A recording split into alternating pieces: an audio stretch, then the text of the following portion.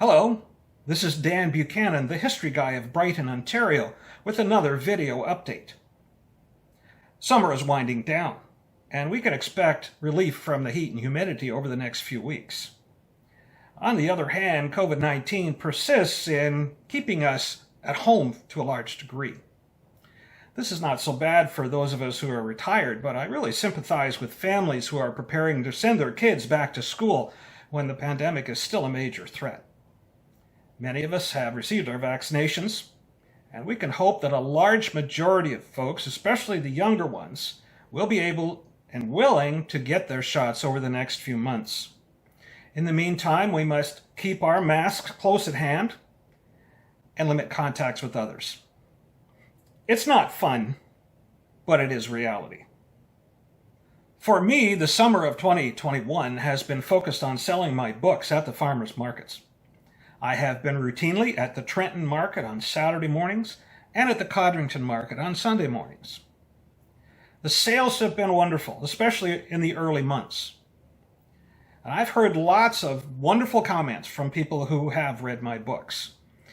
An author never gets tired of hearing positive feedback.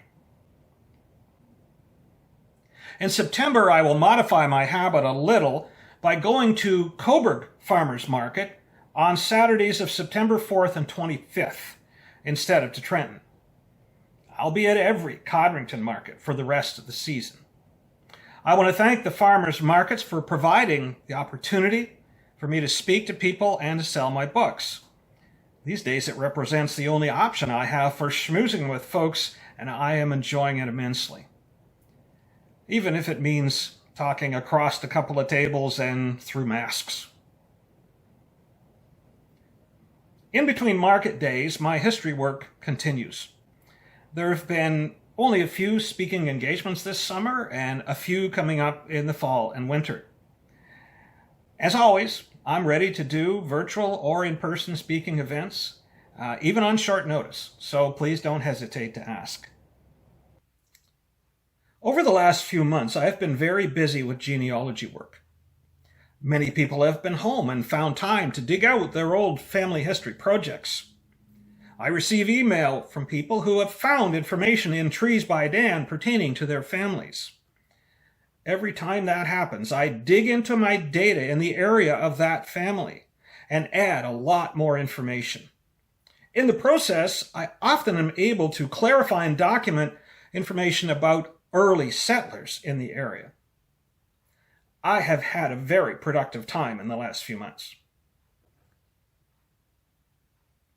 This may seem obvious, but I've seen many examples of the fact that we know a lot more about the families who came here early and stayed than we do about the families who came here early and left. My work has evolved very much to concentrate on the names that are only briefly mentioned in our documents for the early and mid-1800s, and who obviously went somewhere else.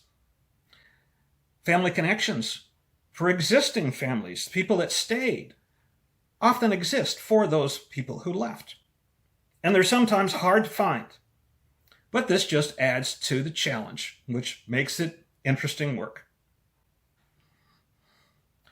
A history project that I'm working on demonstrates this situation clearly.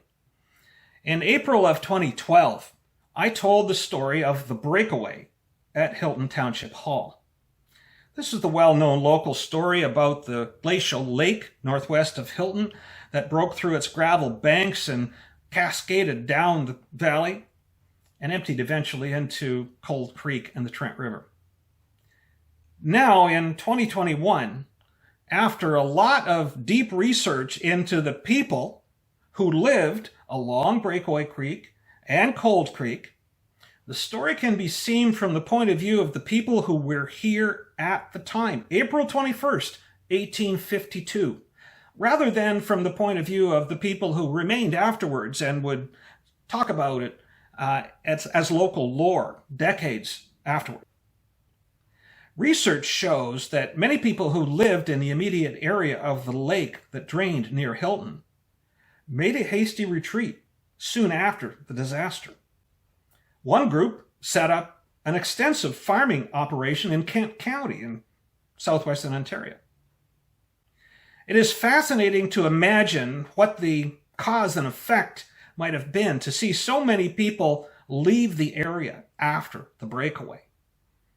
This work is in early stages, but I hope to collaborate with the good folks at the Brighton Digital Archives to produce a video version of the breakaway story.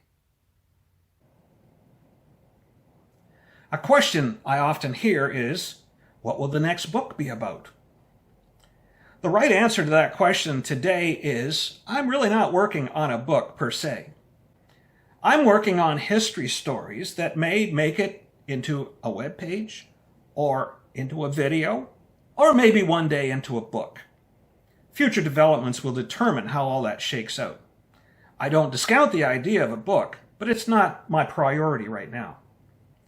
For those of you who are interested, I will be refreshing my data to Trees by Dan very soon, and there will be a lot of new material there after the last few months of work. As always, feel free to send me an email about anything you see there.